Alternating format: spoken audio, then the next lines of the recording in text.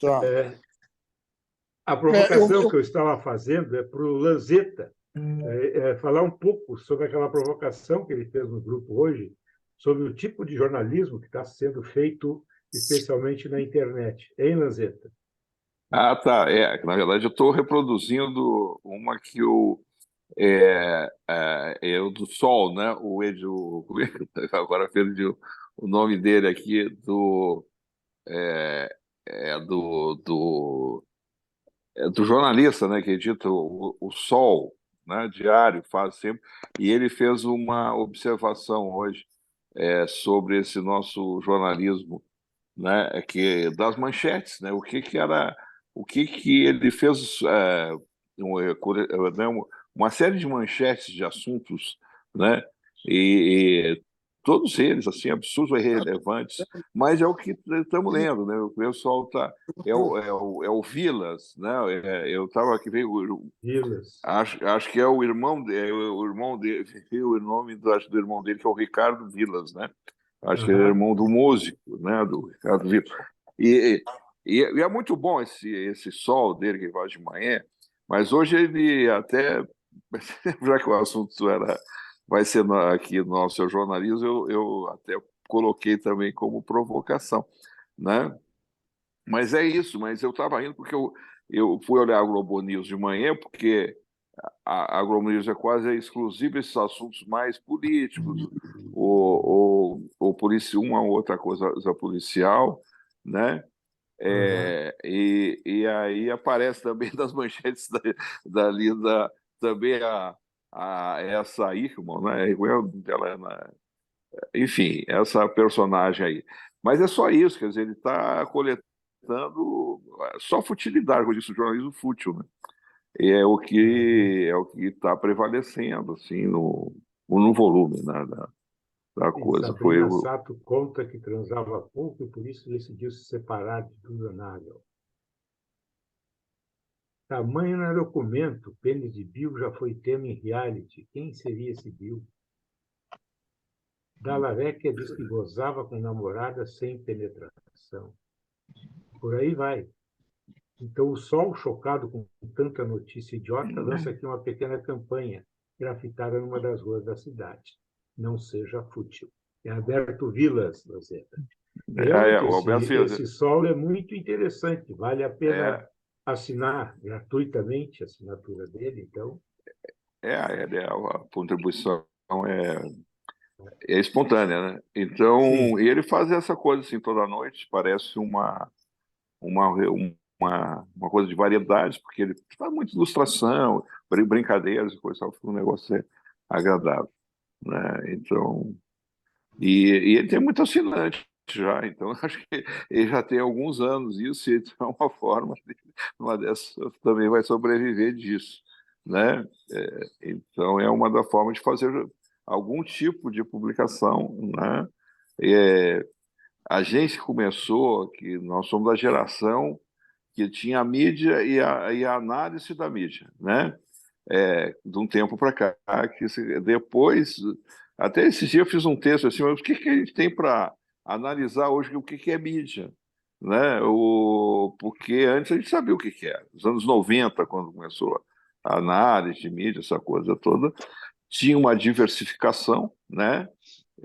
De jornais, de revista, até de programas de televisão, tudo era muito amplo. A gente tinha, e cada veículo não tinha assim essa uniformidade de opinião, assim, já havia diferença, até com questões mais regionais, de Rio, São Paulo. Enfim, dava para ser analisado, digamos assim, dava para fazer né, de criar-se alternativas diferentes para cada veículo, para quem fosse atuar junto aos veículos profissionalmente, né? Isso aí, né, vem até hoje, o pessoal continua fazendo isso, mas para 3 ou 4, esses dias ali tem 3 ou 4 no máximo, né, com valor, e de vez em quando pego um jornal de Brasília, alguma coisa, mas não tem mais nada do que isso, né? Então, assim, e todos os jornais eles estão iguais, né? Eles estão muito parecidos, assim. né? Então, a análise da mídia é um negócio meio triste até, assim, uma coisa patética, eu acho. Na Lanzetta, o que nós temos são centenas, milhares de informações agrupadas das mais diversas formas. É impossível comparar. Não tem 3, tem 1 milhão. Sim, Antes tinha é, 20, agora tem 1 é, milhão. agora o desafio, eu não estou dizendo que é assim, Você lê porque a jornal. gente tu tem que definir, inclusive, o que que é mídia acreditar, quer dizer, o que é, né? Tu na dessa, tu não sabe exatamente, tu tem de todo tipo, e muita coisa. Então, um cara que vende análise de mídia, primeiro ele tem que dizer o que ele optou e classificou, do ponto de vista de alguma classificação, o que é mídia, né? O que substituiu a mídia, porque e aí tu tem que fazer uma classificação nesse cenário de milhares mesmo, de milhares. Lanzetta, os padrões mudaram. É incomparável o que acontecia antes e o que acontece agora. É Né? muito diferente tudo. Você lê jornal em estrangeiro de qualquer língua, em qualquer país, com tradução para o português. Sim, Se quiser ler o jornal eu faço da direto. Guiana, quer ler da Guiana, você vai ler os nomes, né? Não, não, é muito diferente. Né? Eu estava ironizando, era esse negócio de um produto chamado análise de mídia. Ter segurança é alguma coisa, e no entanto, enfim, compra-se isso. Agora, eu não, é meio. É que não tem mais, quer dizer, era no momento de uma determinada situação que foi cristalizada ali depois. Não, até porque o seguinte, as assessorias ou empresas de comunicação ou grupos de comunicação têm seus próprios veículos. Então, eu não preciso mais hoje, tem tantos jornalistas e coisa atuando de um lado que se passa a produzir os seus próprios veículos, entende? Então, vamos pegar o... Não, nós temos exemplos nossos ou de fora, o próprio tem a coletiva, tem o Conjur, por exemplo, que começou como assessoria de imprensa, mas o Conjur né, que é mais fácil a gente analisar, porque está lá em São Paulo, assim, mas eu acompanhei desde o início lá com o Márcio Chaero, que ele era uma assessoria para advogados, né? Ele fez, olha, eu vou fazer um negócio segmentado, tal, tal, tal, tal, tal, tal. Depois, perdi um contato com ele, falei uns 4, 5, 6 anos depois com ele, e disse assim, porra, eu não sei mais o que eu faço, porque eu tenho agora assessoria, eu tenho, né, um veículo, né? Eu faço eventos, eu publico livros, né? Eu, porra, eu não sei É mais. Uma hora eu multimídia, estou na de um lado, verdade. outra hora eu estou do outro, eu estou, sabe? Ele meio, né? Ele assim, que, e ele foi um dos primeiros a ter essa. Acho que o Coletiva também, eu não acompanhei muito por dentro, conheci só por fora, não sei. Tem coisas assim que capaz acontecendo, tu fica criando a tua própria publicação, né? E aí isso dentro de um contexto em que havia mais imprensa fora do que essa, hoje está sobrando veículos que são das próprias empresas que fazem, né, que fazem assessoria, que fazem intermediação, que de repente tu pega uma visita à Folha com várias pessoas, até interesses conflitantes, aí o cara está acompanhado pela mesma assessoria, troca ali uns nomes, mas a assessoria é a mesma, até pessoas impostas, ou na área pública ou privada, seja o que for, tem conflitos, claros conflitos, e são revelados ali no Visita ou a Folha, né? Então, se tu acompanhar isso, durante o ano tu faz uma como é que uma outra assessoria pode estar em vários lugares ao mesmo tempo, né? Então, bom, ô Casarré, e aí? Casarré, Estou no ar, está no ar? estou no ar agora. Então, Estão me ouvindo? estamos te ouvindo muito bem. Pô, Agora sim. milagre, cara. Sofrimento. Ah, Fernando com o celular novo e computador, os dois querendo me derrubar, mas eu consegui entrar com o da Luiz, agora estou no meu. resististe bravamente como um bom Porra, aqui guerreiro. nunca dá problema aqui em Brasília de internet, mas deu hoje, cara. E aí, vamos botar o soldado amarelo a marchar? Vamos, em ordem unida. Vamos colocar em ordem unida. Queres que eu fale alguma coisa? Fazer uma pergunta? Queremos saber qual foi a tua inspiração para chegar no Tá, soldado amarelo. eu vou tentar sintetizar. É o seguinte, eu estava lendo um livro do filho do Graciliano Ramos, o Ricardo Ramos, que é um contista, que eu conheci e tivemos alguns contatos, era uma grande figura. Escreveu um livro sobre o pai dele chamado Retrato Fragmentado. Tem uma parte, tem um texto que me chamou a atenção, que me enlouqueceu, na verdade. Ele começa a contar de uma hora para outra, o Ricardo começa a contar que ele tinha 14 anos, estava com o pai dele, Graciliano, na espera de uma lutação assim, no Rio, e o pai dele fala: vem cá, tu soube que tentaram me matar numa tocaia? Aí ele, pô, não, tal. Aí contou, tu estava dentro da barriga da tua mãe. Isso foi em 29, o Ricardo nasceu em 29. Não, aí eu peguei um vagabundo na unha, peguei ele e entreguei para a polícia. O Graciliano contando para o Ricardo. Aí o Ricardo ficou, mas, porra, pai, tu entregou o cara da polícia? Tipo assim, a polícia vai baixar a porrada nele. E o Graciliano perguntou para o Ricardo assim: o que tu queria? Tu queria que a polícia falasse com ele em francês? Aquele humor do Graciliano, né, cara? Violento. Aí, cara, quando eu li essa história, eu fiquei apaixonado. Digo, porra, uma tocaia, no Graciliano e tal. Aí eu comecei a pensar como é que eu ia fazer o negócio. E eu tentei fazer inicialmente, eu queria fazer um livro que fosse um conjunto de contos, tipo o Vidas Secas. O Vidas Secas é um romance fragmentado, né? São 13 contos que formam um romance. Então é um livro maravilhoso. Sou apaixonado pelo livro. Aí eu pensei assim, eu vou contar essa história do Graciliano em 13 contos. Vou inventar uns personagens aqui e vou, cada um 13 contos, e vou fazer a história. Escrevi os contos, não deu liga, os contos vários ficaram muito pequenos, eu não estava acertando o negócio, mas eu acertei ali, nessa coisa inicial, eu acertei a voz do bandido, né, que ele prende, do pistoleiro. Inventei um personagem que é um personagem que eu busquei lá na minha infância, que é o professor Sual Sábado, e depois eu inventei o policial, que é o cara que vai contar a história. E aí, quando eu fiz esses contos, eu vi que o policial era o cara que tinha mais vocabulário, ele tinha um vocabulário vastíssimo. Então, a partir daí, esse cara vai contar a história da tocaia contra o Graciliano. Tá? Pô, tentando sintetizar assim, um livro de 37 mil palavras, é basicamente isso.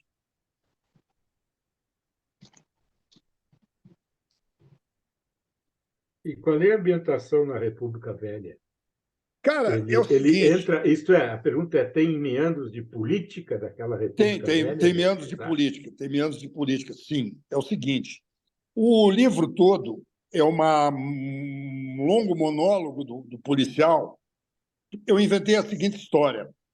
O policial é chamado ao palácio do governador e o governador diz para ele: olha, eu ouvi aqui, chegou uma carta de um professor meu dizendo que tu baixou a porrada nele, não sei o quê e tal. E aí ele se lembra, era uma confusão que havia acontecido no sábado. No domingo tinha a tocaia do Graciliano Ramos. Então, ele estava ameaçado de perder o cargo dele de policial. Como ele era apaixonado pela profissão, não queria perder o cargo.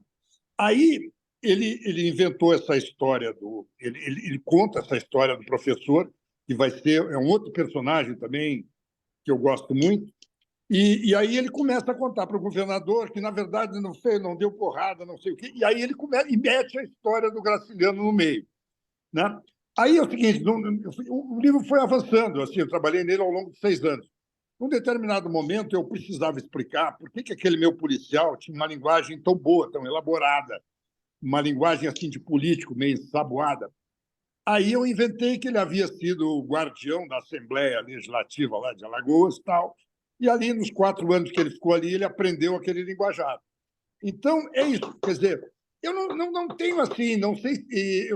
Digamos, a minha preocupação foi mais, digamos, com criar esse vocabulário desse cara, criar esse cara de papel, tu entendeu? Eu não estava muito preocupado com digamos assim, com a época. Outra coisa que eu tinha, que eu trabalhei ao longo desse tempo, que eu fui li várias vezes. Primeiro que o Vidas Secas eu já li uns 7, 8 vezes Vidas Secas, né? Eu já li 2 vezes ou 3 o Infância, e alguns até dizem que é o melhor livro dele, né? Eu acho que é excelente também. Eu gosto do Vidas Secas, gosto um pouquinho menos do São Bernardo, mas e também gosto até dos contos dele, que não são muito conhecidos. Então, eu ficava lendo aqueles contos, aquelas histórias e tal, para digamos, me imbuir daquela linguagem, puxar umas coisas de nordestino, porque, na verdade, eu sou um pelotense típico que estou escrevendo um romance que se passa em 1929 em Alagoas, entendeu? Então, a minha preocupação mais era realmente com criar esse personagem, fazer com que ele tivesse uma linguagem sedutora, né? Criar um certo suspense no livro, assim. E aí o livro foi crescendo. Num determinado momento, eu achei que tinha que escrever sobre a família dele. Aí eu inventei uma mãe, inventei o pai, claro que muito baseado no Infância. Tem uma história engraçada do Infância, que é o seguinte: o Graciliano, no livro Infância, é um livro de uma violência absurda. E o Ricardo, também, o filho dele, falou: pô, papai, você fala aquilo da sua mãe, do seu pai no livro, que era porrada. E ele falou assim: não, meu filho, aquilo é ficção. Mas não era ficção, na verdade, ele tinha aquele gênio dele, ranzinza e tal. E o texto maravilhoso, né? Ele é um dos maiores escritores brasileiros, está entre os 3, 4 melhores, né? Uma linguagem clara, né? Clássica, enxuta. Ao contrário, quer dizer, esse meu personagem, ao contrário, ele tem uma linguagem assim, meio de pororoca, né? Aquilo vai, fala pelos cotovelos, mais ou menos como eu, assim, um camelô. E como é que chegou o título do livro? Como é que chegou ao título do livro? Eu cheguei ao título do livro da seguinte forma. Tem um personagem que sempre me fascinou muito. O Vidas Secas é basicamente o marido, o Fabiano, a mulher, a Vitória, os 2 filhos, né, e a cachorra, que é o conto mais maravilhoso do livro. Mas tem um personagem que aparece 2 vezes no livro, que, digamos, seria, assim, entre aspas, o 6º personagem do livro. O 6º personagem do livro é o Soldado Amarelo. Ele tem 2 cenas no Vidas Secas que o Soldado Amarelo aparece. Na primeira, o Fabiano vai numa feira lá, se embebeda, mexe numa confusão, e aí toma porrada da polícia. Esse policial, o Soldado Amarelo, bate nele para cacete, com uma faca, não, dando do lado, né, que eles dão aqueles negócios. Aí, capítulo lá adiante, vários capítulos lá adiante, o Fabiano está no meio do mato, com um facão cortando quipá, aquelas coisas, aquela vegetação, né? Arbustos, aquela coisa. E ele vem com o facão levantado. Quando ele levanta o facão num determinado momento, num trecho, numa senda da estrada, o Soldado Amarelo aparece na frente dele. E aí o Soldado Amarelo, aí ele começa a ver, cara, ele pensa assim: porra, como é que eu apanhei desse cara? Esse cara é um merda, esse cara é um Soldado Amarelo, é um bosta. E aí ele pensa que podia dar uma porrada no cara e matar o cara. Mas aí ele vai... Aí vai entrando o Fabiano, né? Ele vai até que tem uma frase famosa que diz, no final, assim: governo é governo. Ele vai amolecendo, ele vai ficando frouxo, e ele vai embora, não bate no Soldado Amarelo. Então, o Soldado Amarelo, ele tem essas 2 cenas assim no livro, e então eu busquei o Soldado Amarelo, eu meti ele num sonho do policial, que eu mais ou menos me utilizo dessa senha da Caatinga, né? A senha em que o Fabiano poderia dar uma porrada nele, não deu porque amunhecou, como se diz, né?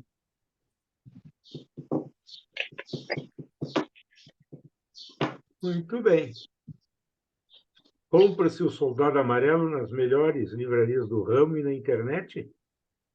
Cara, na internet eu tenho uma editora de fundo de quintal lá em Cajazeiras, na Paraíba, entendeu? Chama Arribaçã. É o cara que vende o livro.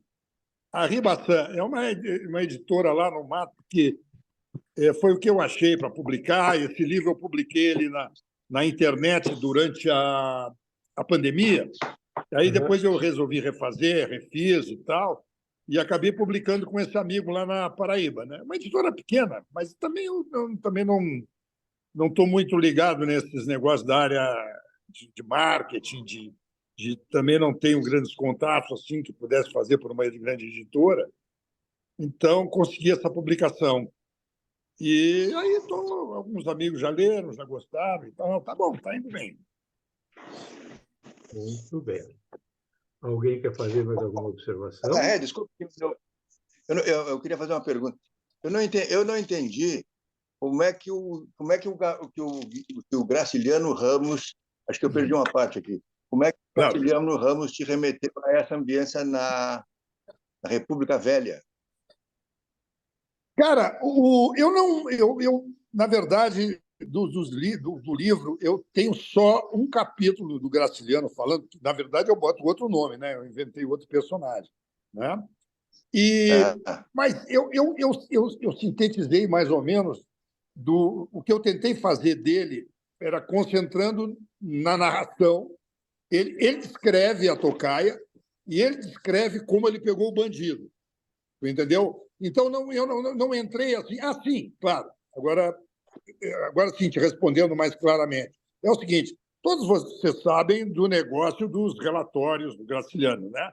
O Graciliano fez quando era prefeito, fez uns relatórios geniais, absolutamente geniais. E isso aí acabou chegando na mão de um editor no Rio, se não me engano, aquele Schmidt. O cara ficou doido. Porra, esse cara aí tem romance, esse cara só pode ser, o cara escreve bem para burro. E aí foi esse cara que acabou publicando o primeiro livro do Graciliano, Caetés, e é isso aí mesmo. Esses relatórios são maravilhosos, podem ser lidos hoje. Maravilhosos do ponto literário, do ponto político, do ponto que tu quiseres. Porque é o seguinte, ele era um cara, ele faz uma análise da administração pública da cidade dele, mas baixando a porrada na cidade, baixando a porrada nos funcionários públicos, baixando a porrada nos moradores, né, o pessoal que criava cachorro na rua, gato, vaca, e ele vai descendo a porrada. Então se não me engano, num desses relatórios, ele fala assim, um dia alguém pode me pegar e tal, papapá, né? Tem uma insinuação assim. Então, eu me utilizei desses relatórios, mas claro que eu dei uma mexida neles e tal.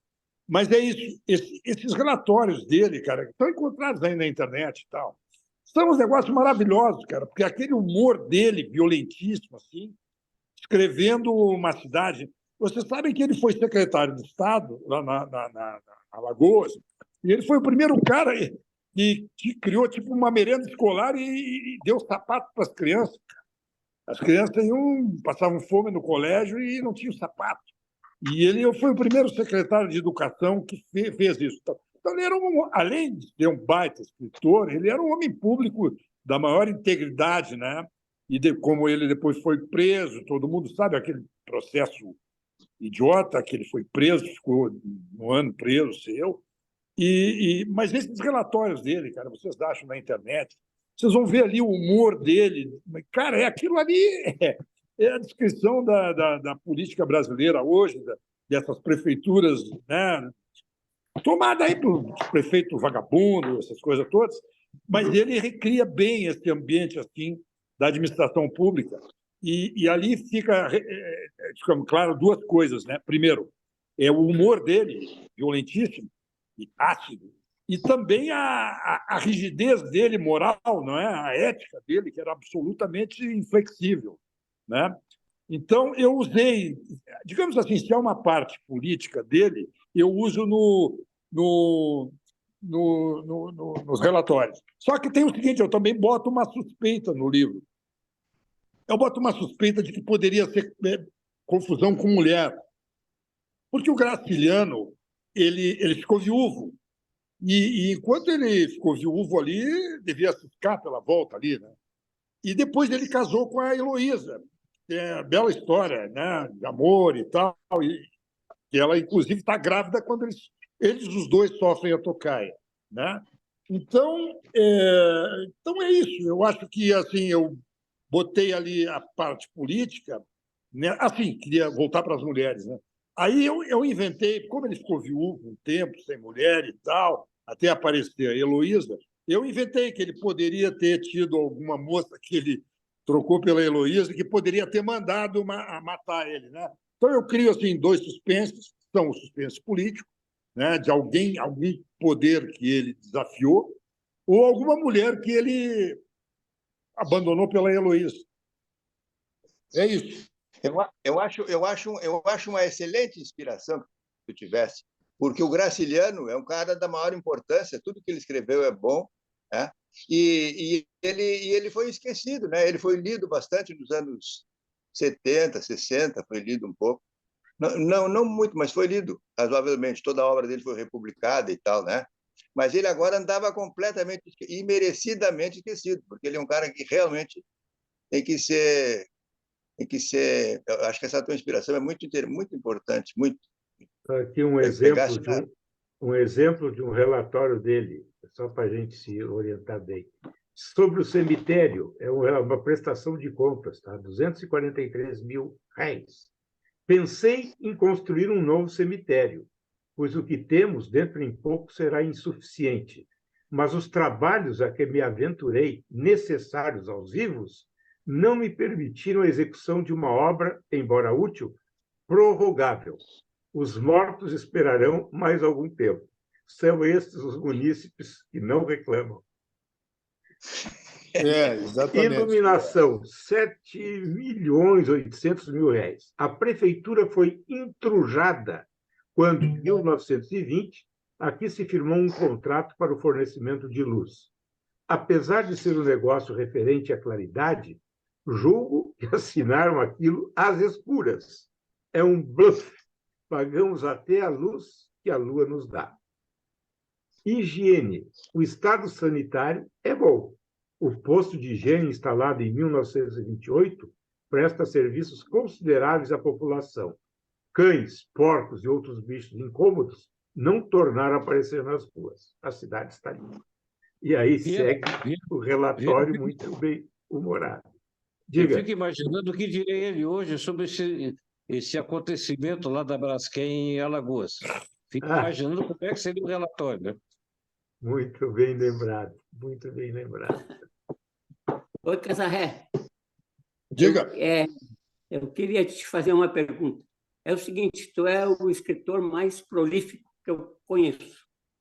Tu está sempre trabalhando e sempre publicando uma obra aqui, outra ali. Os últimos que eu li, que tu me manda, foi o Canudos, que é uma história que eu considero assim meio uma literatura juvenil, assim, para jovens, né? Acho que tu estava buscando leitores jovens, e agora o Soldado Amarelo, que eu acho que é um show de bola, né? Assim, brincando bastante com a linguagem, né? Tem umas coisas que a gente pode até achar que está tirando sarro de alguns escritores, mas na verdade tu está brincando de imitar, né? Por exemplo, um trecho grande do livro, ali, acho que são umas 10 páginas, é o estilo do José Cândido de Carvalho, do Coronel e o Lobisomem, né? Tá? Isso eu queria dizer assim, como elogio, mas eu queria saber como é que tu faz para publicar, porque atualmente na internet é de graça, a gente só tem o tempo que a gente precisa dedicar à publicação. Agora, como é que tu consegue publicar um livro atrás do outro? Tu tem que botar a mão no bolso, senão as editoras não publicam? É o seguinte, na área juvenil, com esse livro que tu falou, Amor e Guerra em Canudos, que, na verdade, eu queria Amor e Guerra nos Sertões. Briguei com a mulher lá, com a editora, mas aí acabei cedendo e ficou Amor e Guerra em Canudos, que eu prefiro outro. Bom, esse livro aí é um livro que eu escrevi para jovens, né? Eu tenho uma fascinação assim de 40 e tantos anos pelo Euclides da Cunha, né? E principalmente pelos Sertões, que é um livro que eu li também 4, 5 vezes e tal, que eu adoro. Eu já havia pensado em escrever sobre os Sertões. Aí, não sei se vocês lembram, apareceu em 1981, Vargas Llosa lançou A Guerra no Fim do Mundo Sim. e me tirou o picolé da boca, entendeu? Muito bem. Aí eu abandonei a ideia de escrever sobre Canudos por um monte de tempo. E até que um dia, cara, eu li um livro fantástico chamado Veredicto em Canudos. É um livro escrito por um húngaro que nunca teve no Brasil, chamado Sándor Márai, que é um baita escritor húngaro. Esse cara, ele inventou uma história, ele leu Sertões em inglês, ficou completamente apaixonado pelos Sertões, escreveu um livro chamado Veredicto em Canudos, que ele pega e tem naquela cena final lá de Canudos, quando os caras destruíram tudo, sai ali os últimos sobreviventes, 10 ou 15, que são umas pessoas subnutridas, né, miseráveis. Os caras tinham aguentado aquele cerco brutal. E aí Sándor Márai, inventou uma mulher que sai entre esses caras. E essa mulher é uma inglesa. Aí o comandante começa a conversar com ela, descobre que ela é uma mulher que veio atrás do marido. O marido dela era um médico famoso na Hungria, que ele leu um livro, uma matéria, se não me engano, cita nominalmente, publicada no Estadão, e ele enlouqueceu e ele veio, porque ele queria atender lá os caras de Canudos. Bom, aí tudo bem. Aí, quando eu li essa história da mulher, aí me deu um estalo, né, cara? Aí eu vou escrever um livro juvenil sobre sertões, né? Já tem esse livro do Sándor Márai, tem o do Vargas Llosa. Aí eu, né, como eu já tenho um certo traquejo, que eu publico livro juvenis há 40 anos, eu fui e publiquei esse livro pela editora Autêntica, que é a editora que publica meus livros juvenis. Agora, né, eu tenho vários outros por outras editoras, mas esse mercado aí está numa confusão que nem vamos entrar em explicação. É o seguinte: hoje em dia é um milagre. A Amazon vende livro mais barato que as editoras. É um negócio que ninguém está entendendo mais, cara. É uma zorra total. Mas esses meus livros juvenis, de vez em quando, têm umas tiragens boas e tal, papapá. Então, respondendo para o Rafa, quando eu pesco um dinheirinho com um livro juvenil, aí eu aproveito para reeditar um livro de contos meu. Os editores querem dar um tiro no cara que aparece com um livro de contos. Eu dou um tiro no cara. Primeiro é o seguinte: se o cara entrar com um livro de poesia, eles já tiram o cara atravessa a porta. Pá! O contista ainda deixa o cara dar um passo para dar um tiro, porque ninguém quer publicar. Contos vende muito pouco, sempre vendeu muito pouco. Né? A literatura brasileira também é uma coisa esquisita, assim. E pega assim, grandes nomes e tal, tu vai ver que os caras não vendem tanto quanto se imagina. Então, a literatura adulta é uma zorra total. Os meus, por exemplo, meu romance, que eu considero, que foi publicado recentemente, que é o Czar Alexander, o Louco de Pelotas, eu só consegui publicar num concurso no Paraná, um concurso que tinha 300, 400 candidatos. Né? Aí eu consegui publicar. Porque, cara, é um negócio assim, é uma confusão. Em primeiro lugar, é o seguinte: o eixo cultural é Rio-São Paulo. Se tu não está no eixo Rio-São Paulo, já é mais difícil publicar. O cara tem Porto Alegre, Curitiba, Minas, são grandes províncias culturais. Brasília é um mato, cara. Aqui não tem editora, isso aqui é um mato. Então, como é que eu consigo publicar? Eu consigo publicar participando de concursos literários. Eu publiquei já uma porrada de livros de contos, livros juvenis e romances adultos, participando de concursos no Rio, São Paulo, Paraíba, Santa Catarina. É assim, cara, porque Brasília é uma roça asfaltada, aqui não tem nada, né, cara? Dá uma ideia de tiragem desses livros, tanto o juvenil como os adultos. Quantos exemplares são editados? Olha, esses livros aí tiram, em média, 2, 3 mil exemplares, a não ser quando tu pega alguma compra grande do governo. O governo tem um programa de compra de livros há 20, 30 anos e tal, e de vez em quando eu tive 3 ou 4 livros nessas compras grandes. Só que é o seguinte: quando tem uma compra grande, o teu livro, que custa, digamos, R$50, ele é vendido para o governo a R$5. Então, em vez de ganhar R$ 5, tu ganha 50 centavos. Mas aí, como as tiragens são maiores, né, aí pinga algum dinheirinho. Mas é basicamente isso. Os meus livros, assim, juvenis, são vendidos basicamente em escola. Eu devo ter uns 10 ou 15 em catálogo. Então, é aquilo ali, pinga 200 pila num mês, 300 pila no outro, entendeu? De vez em quando tem uma compra de governo, aí sim dá uma melhorada. Início de ano também, quando as escolas adotam, né? Então, ali, fevereiro, março, ali tem umas vendagens grandes, às vezes, de 5 mil, somando meus livros todos e tal. Mas é isso aí, não dá camisa a ninguém. Mas a literatura juvenil, para mim, é profissional. Eu ganho dinheiro com ela. Não muito dinheiro, eu ganho dinheiro com ela desde 80 e poucos. Né? Eu brinco assim com meus amigos, eu digo, as minhas férias de verão com os filhos eu pago com dinheiro de livro. Sempre foi assim, né? Mas a literatura adulta, eu ganhei alguns prêmios e tal, publiquei alguns livros, mas, cara, livro adulto aí é difícil. Principalmente, eu tenho a mania do livro de contos, né, cara? Livro de contos são tiragens baixíssimas. E hoje em dia tem outro esquema também, né? Hoje em dia, com esse avanço dessas coisas de impressão, tem dezenas de editoras em São Paulo que tu compra 50, 30, 40, 25. Tu pode editar 50 exemplares, dá para os teus amigos no fim do ano. Claro que aí tu vai ter que gastar. On demand. Como? On demand. Tem gráficas, exatamente, gráficas impressas. Fazem on demand. Tu pede 100, 200, 300. Isso. Tiragens Exatamente. pequenas. A maioria para dar de presente mesmo, para usar como... Porque é o seguinte, cara, só um pequeno comentário assim. Eu comecei a publicar em 1981. Em 1981, havia um guia assim. A gente sabia o que estava sendo publicado. Havia 4 grandes jornais da Revista Veja: Estadão, Folha, Globo e o JB.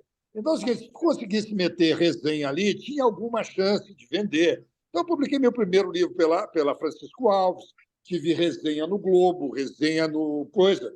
Depois eu tive resenhas na Folha e tal. Depois, isso aí começa.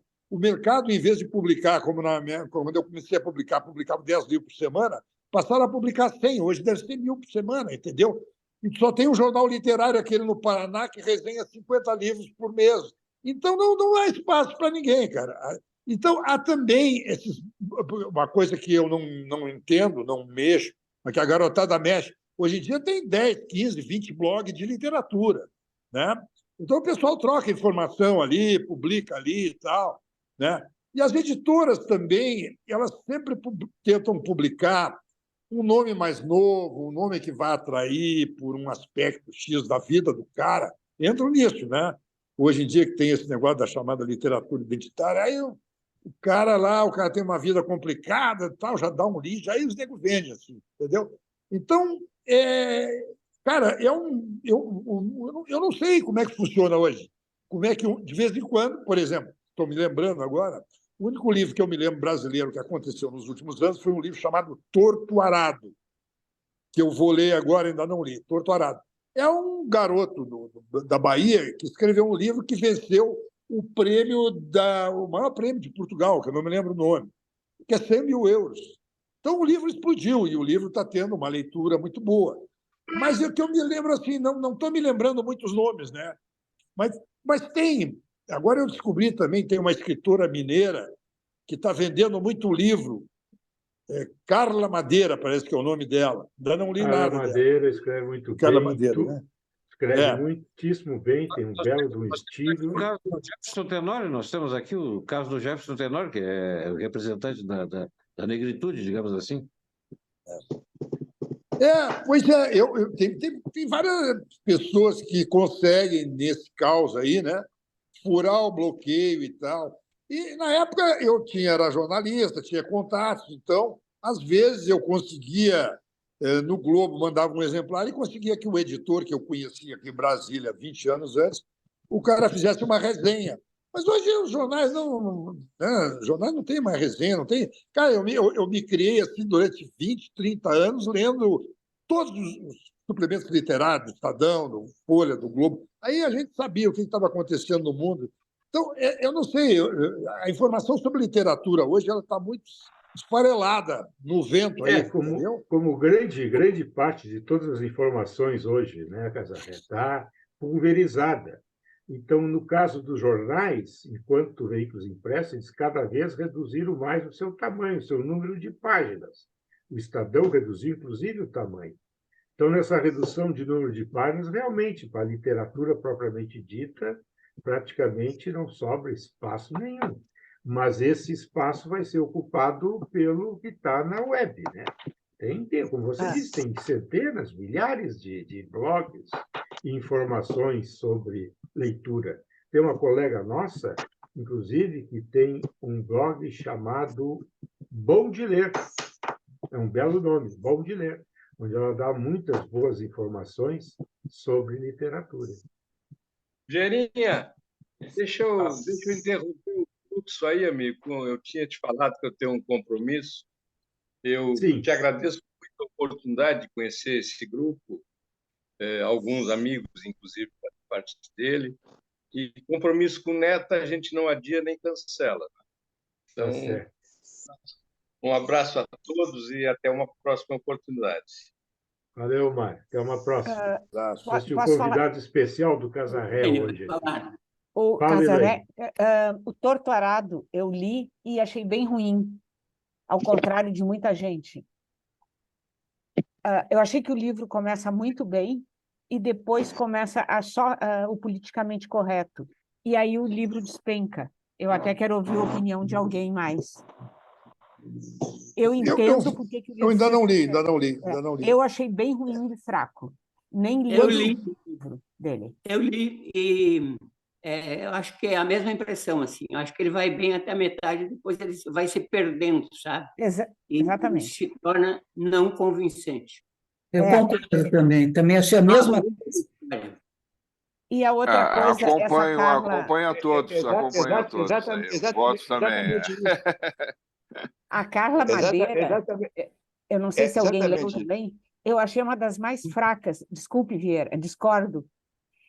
Ela é publicitária e a impressão que eu tive é que ela pegou várias frases de várias campanhas publicitárias e pelo menos o livro que eu li, que é o Rio Sobe. Tudo é Rio. Tudo é Rio. Tudo é Rio. É um monte de ideias prontas e que ela arrumou em frases bonitas. Só. Eu achei o livro tão ruim que eu não consegui também ler mais nenhum.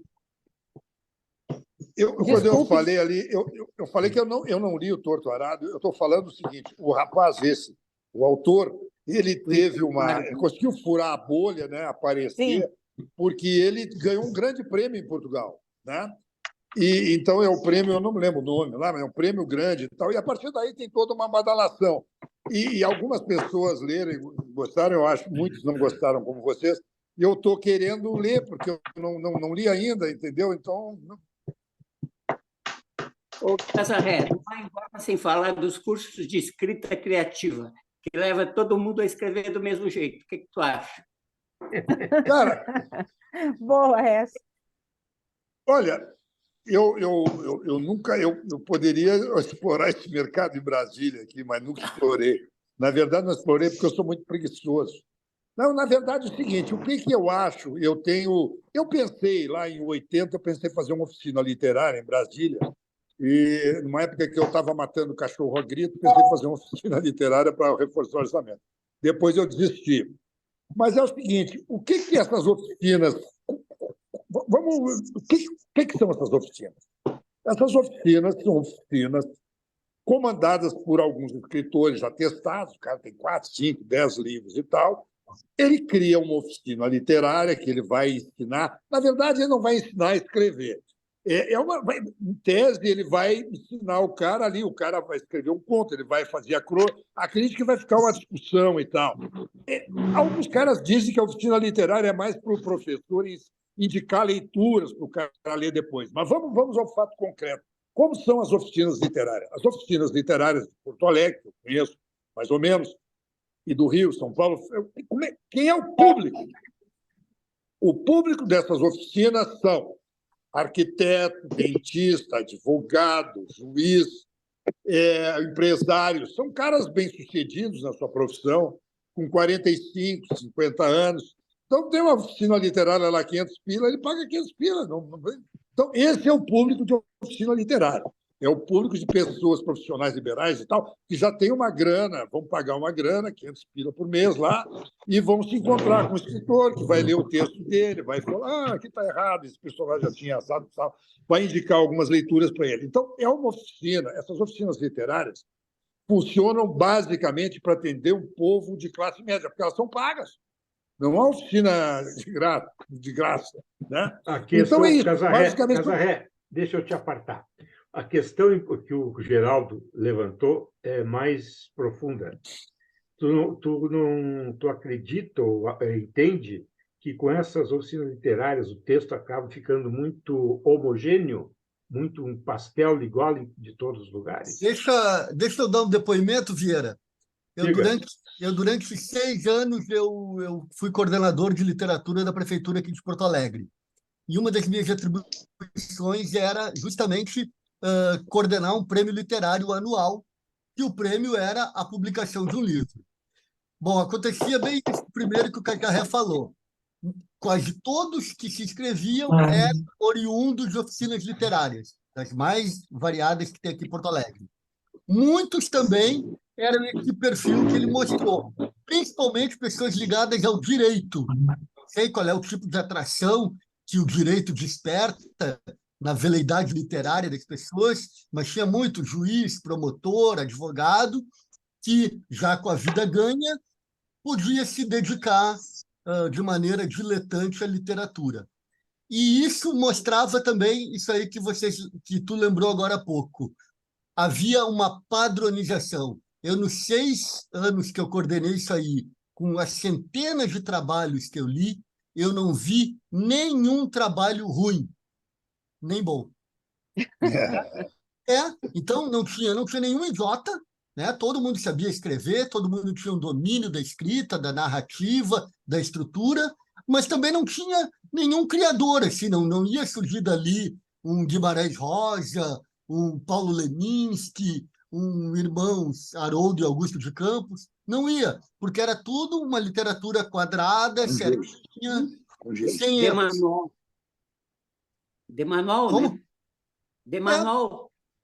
De manual, assim, estava tudo certinho, bonitinho, bem estruturado, tinha uma história ali com começo, meio e fim, bem nessa ordem, e que, de certa forma, traduzia esse comportamento que é o que baliza a literatura brasileira atual.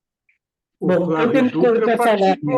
A Marina quer falar. Eu quero falar. Bom, negócio Marina é oficineira de um dos melhores aí, Pedro Gonzaga, tá? Que é um cara muito bom, é um cara que não tem uma formação muito, digamos assim, chata, né? Ligada a esse academicismo. Não, é um cara com uma percepção muito saudável, muito livre da literatura. Pois é, eu comecei fazendo primeira oficina com o Fischer. Daí foi que eu vi um conto do Casarré que eu fiquei assim, simplesmente deslumbrada. É um conto de um cara que vai jogar futebol. Lembra, Casarré? Claro que lembra. Sim. Que é maravilhoso, gente. Sabe? Por aí já valeu.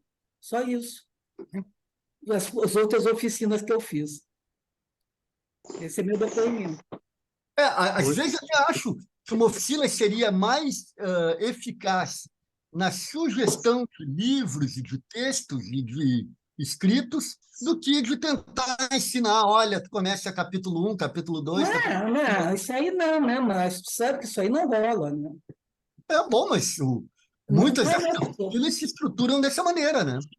Não, concordo contigo. E tem muitas coisas mesmo, tem muita gente que fica escrevendo quadradinho, né?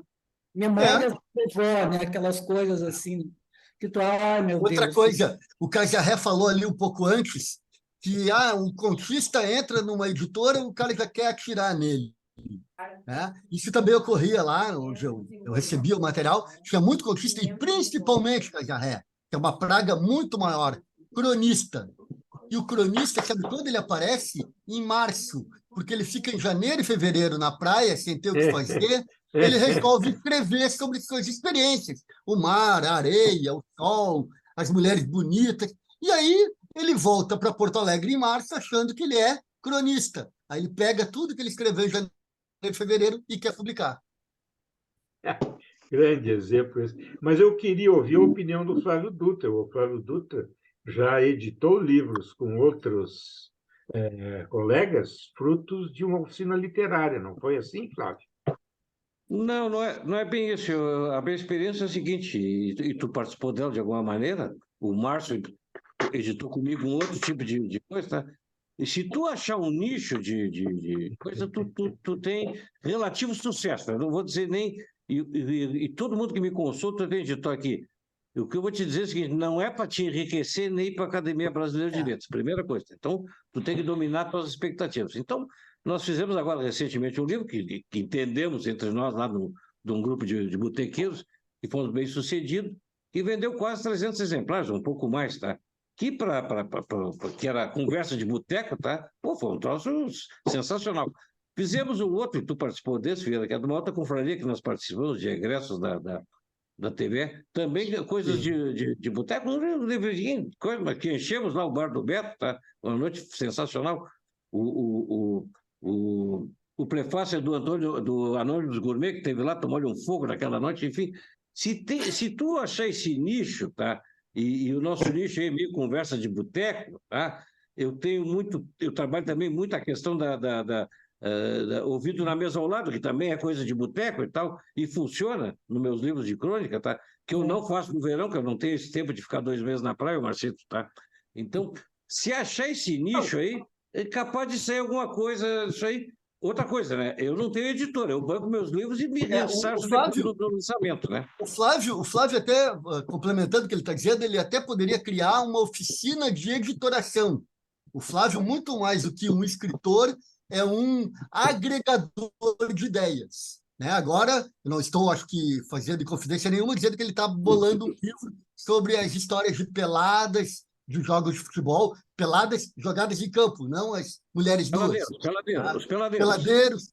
Né? Então, o Flávio faz muito bem isso aí. Ele fez a confraria de vocês, fez a nossa confraria, ele soube captar muito bem esse tipo de tema que une determinados grupos. Quase todos os livros que o Flávio patrocina, aí, que o Flávio encabeça, são livros coletivos. Né? Então, o grande incentivo que ele lança, a grande semente que ele lança, é a questão de editar, que é uma coisa que ficou popular, ficou mais fácil, hoje é mais barato. Acredito, ele falou aí, agora, no nosso caso, isso é verdade, ninguém ganhou dinheiro, mas tampouco ninguém perdeu dinheiro. Está pagando os nossos pastéis, os nossos churrascos que a gente organiza lá na confraria. Então, acho que isso aí também está ocorrendo com muita gente. Eu queria trazer uma outra contribuição que eu tenho observado, tá? E até participei disso já, que são as coletâneas, exatamente para lançar esse pessoal que tem sofreguidão. Eu acho que o Márcio usou um termo parecido para uma compulsão para escrever. Então, tem a Escuna, que é uma editora do Paulo Prus, por sinal nem é jornalista, nem é editor, mas tem uma editora que funciona, agrega esse pessoal, normalmente egressos do jornalismo, que se apresenta ali com 2 ou 3 crônicas, e até funciona, tá? Os parentes normalmente prestigiam esses eventos, viu? Aliás, nós temos aqui entre nós um representante do outro lado do balcão, vamos dizer assim, que é o editor Elmar Bones. Queria te ouvir, Elmar, o que tu acha dessa conversa e desse cenário atual para os editores de livro? Uma luz aí, fica que não está te enxergando, cara. Não tem luz aí no Santinho? Tá bom, tá, esquece. Tem que baixar o espírito graciliano para tu ganhar um pouco de luz. Fala, Elmar, então. Hoje a minha cenógrafa faltou aqui, então. Não, eu quero dizer o seguinte, qualquer iniciativa que estimule a leitura e a escrita, eu sou completamente a favor, acho que deve ser estimulada sempre, porque eu acho que é uma atividade de resistência. Né? Tanto essa trajetória do Casarré, essa brilhante trajetória do Casarré como escritor, né? Essa sua aventura literária, essa sua inquietação, importantíssimo. assim como as oficinas e essas iniciativas dessas que fala o Flávio Dutra. Eu estimulo isso cada vez que aparece um grupo lá, editora com um troço para fazer, eu estimulo e já editei muita coisa assim que não tinha nenhuma chance mercadológica, não tinha nenhum, mas merecia ser publicada, merece, porque essa tecnologia do escrever, ela que forma leitores, tá? E os leitores, principalmente os leitores de textos escritos, de livros, de conteúdos mais complexos, eles estão ficando poucos, são raros, entende? É a instantaneidade, é o texto curto, é a rapidez, é a coisa e tal. Então, eu me considero que isso é uma raça em extinção. Então, a gente tem que defender e defendê-la. Acho que é excelente. E vejo também o seguinte, o mercado do livro, ele é muito difícil.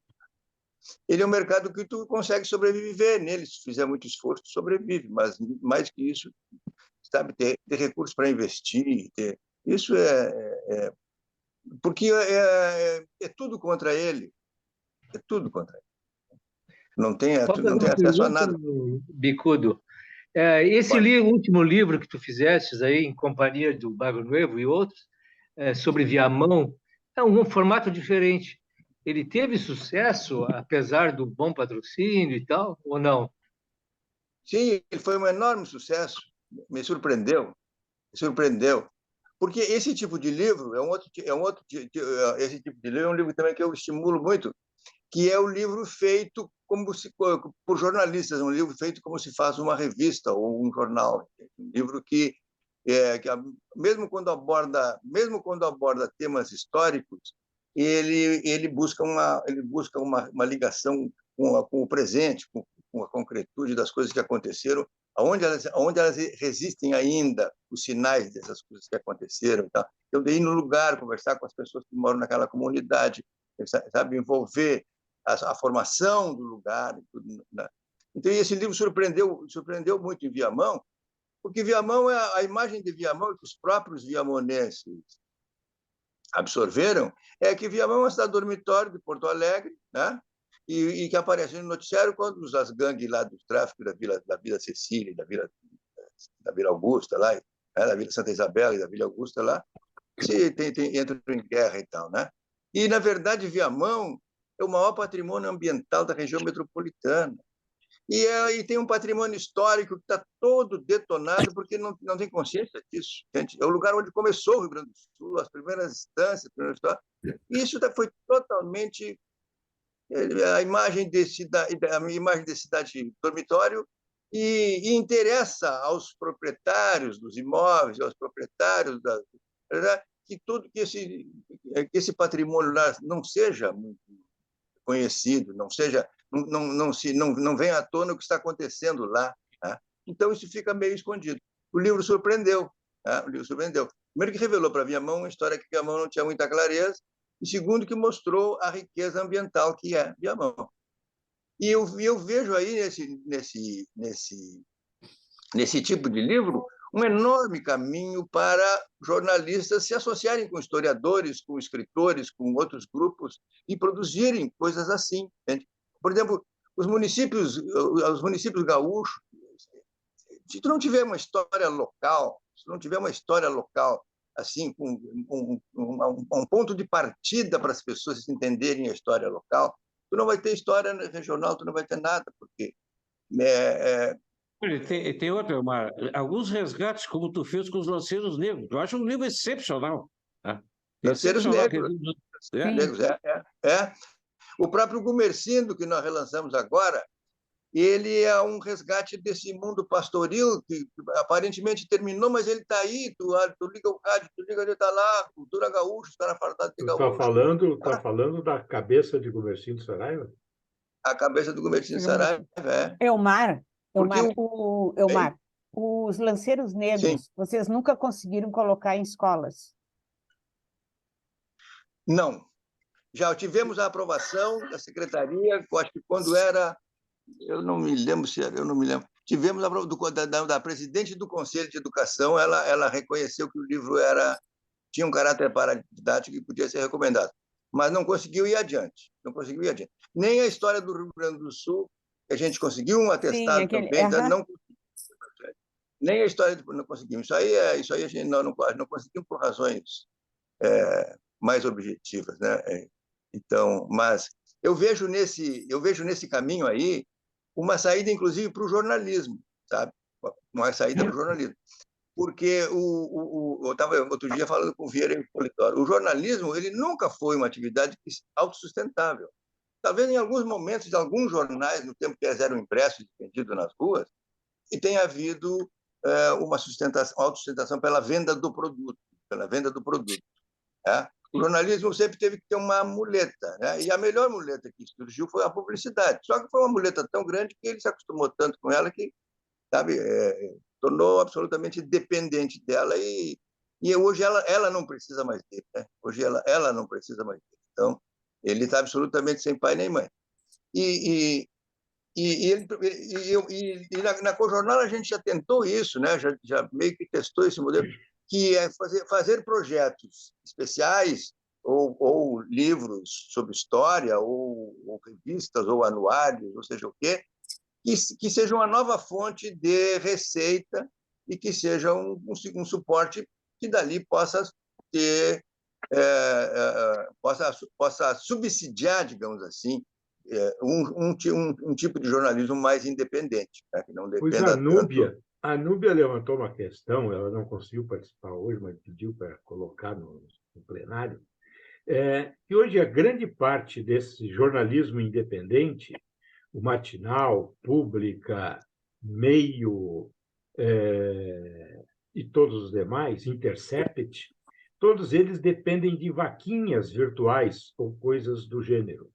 A questão é, essas vaquinhas realmente estão dando resultado e elas não podem, no mesmo momento, saturar o público capaz de fazer esse tipo de suporte financeiro, havendo aí uma overdose de vaquinhas?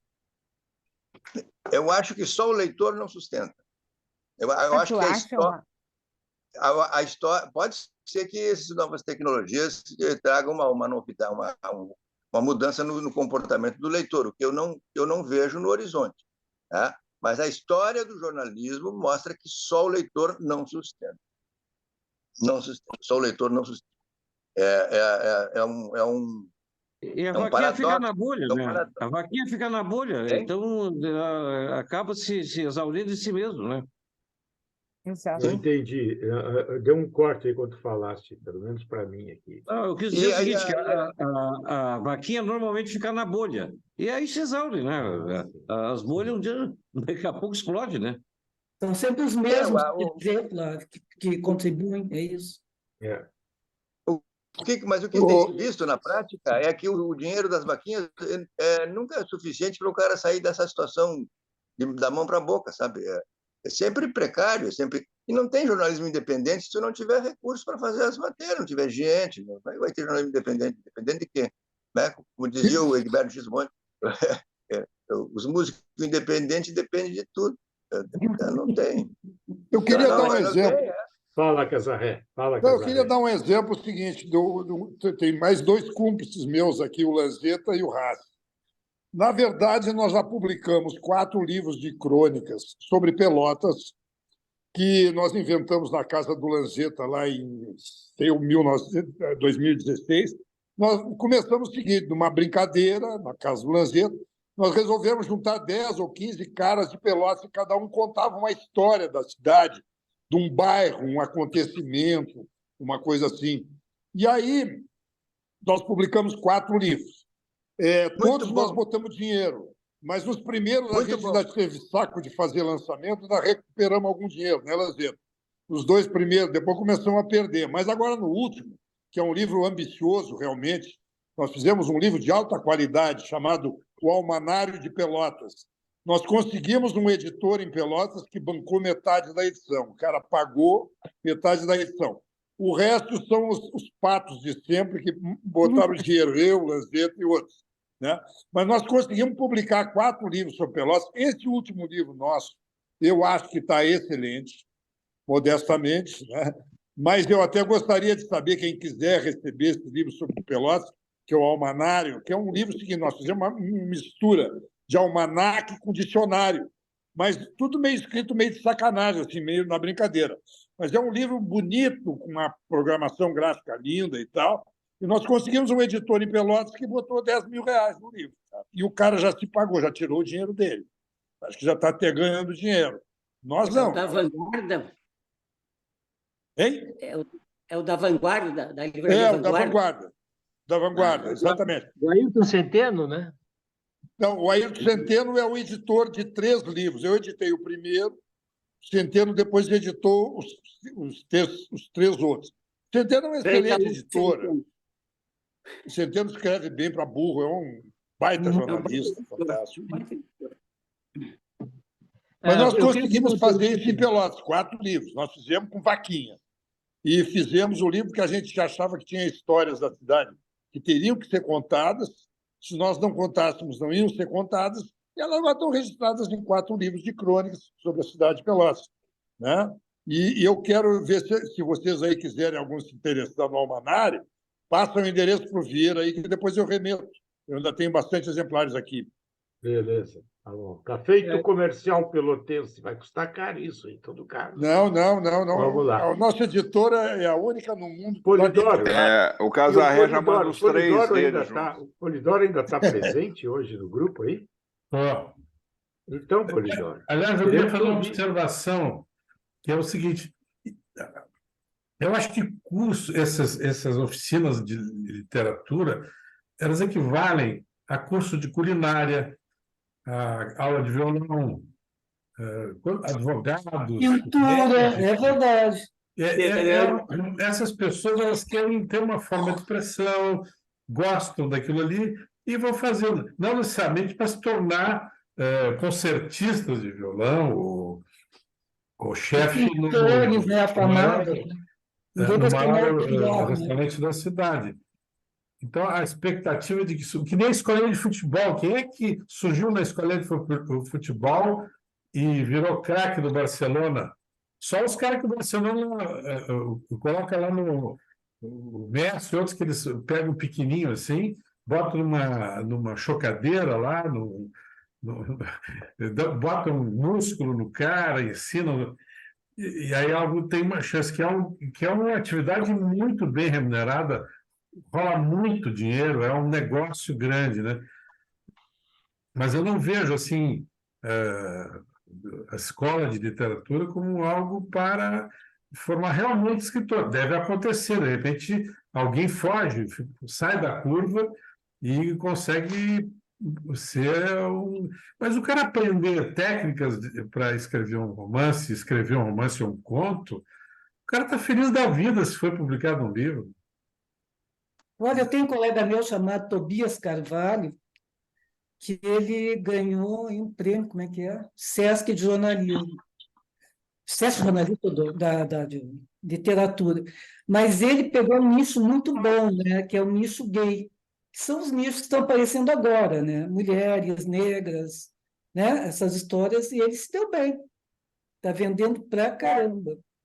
Então surgiu uma coisa, gente, vamos nos reunir e fazer um livro, pronto. Mas qual foi a escola que ele participou? Onde é que ele aprendeu? Qual era a oficina de literatura? A oficina do Pedro Gonzaga. Que eu mais... o endereço depois. Olha na tela, WhatsApp. Está de bem. Tchau, Polidoro. Tchau. Eu vou fazer uma de canto, eu vou para o coral. Vou cantar no coral. Depois de tantos anos, tu ainda me enche meu saco, tio. O Elmar saiu sem querer aí. Queria fazer uma pergunta para o Márcio. Toca aqui. Márcio, me diz uma coisa, se fizesse um livro aí do Pasquim, maravilhoso, exigiu muito fôlego, muita pesquisa, muita leitura, fez sucesso nacional ou se limitou ao Rio Grande do Sul? Fez mais sucesso do que vendeu. Né? Eu tive capa do Globo, Eu fui citado, teve matéria de 2 páginas na Carta Capital, saiu meia página na Folha, fiquei amigo da Marta Alencar, do Jaguar, do Chico Caruso. Ah, mas grana não paga nem minhas férias, como disse o Lourenço Casarré. Mas férias no Catar sempre serão caras, né? Ah, bom. O Geraldo estava tentando fazer uma pergunta também, Geraldo? Não, eu queria tecer umas loas a respeito do escritor convidado. O Casarré, ele faz parte de uma trinca ali da Zona Sul do Rio Grande do Sul. Foi premiado nos anos 80, nacionalmente, junto com o Rio Grandino, sei lá, junto com o Aldir Garcia Chile e o Rio Grandino, me fugiu o nome. Rio Grandino Modernel, Renato Modernel. Assim, é um troço excepcional. Na mesma região, assim, com 60 quilômetros de distância, surgir no mesmo momento, assim, 3 escritores de alta qualidade. Esse registro precisa ser feito porque o Casarré ele se tornou mais prolífico, assim. Por exemplo, o Modernel ele publica um livro a cada 6, 8, 10 anos. Assim, o Modernel é todo ano. Então. E o Chile já foi, né? O Chile já faz 5 anos. Mas Belo Horizonte, tu chuta uma pedra, aparece um escritor, né? Ah, mas eu quero ver com essa qualidade. Fernando Sabino, Paulo Mendes Campos, Otto Lara Rezende. Luiz Vilela está vivo, né? Luiz Vilela, Luiz Rufato, Roberto Drummond. É verdade. Minas é imbatível. Muito bem. Bom, com esta loa, esses merecidos elogios e registros agora históricos sobre a obra do Casarré, elogiadíssimo também pela Marina, né, que numa oficina acabou se impactando com o texto Casarré. Nós vamos encerrando a nossa conversa de hoje e vamos encerrando o nosso ano, tá, pessoal? Foi tudo muito bem, tudo muito ótimo, mas agora vamos fazer uma pausa e voltaremos, como diria o nosso amigo Pinheiro Machado, o Anões Gourmet. Voltaremos. Nos aguardem e boas novidades vêm por aí.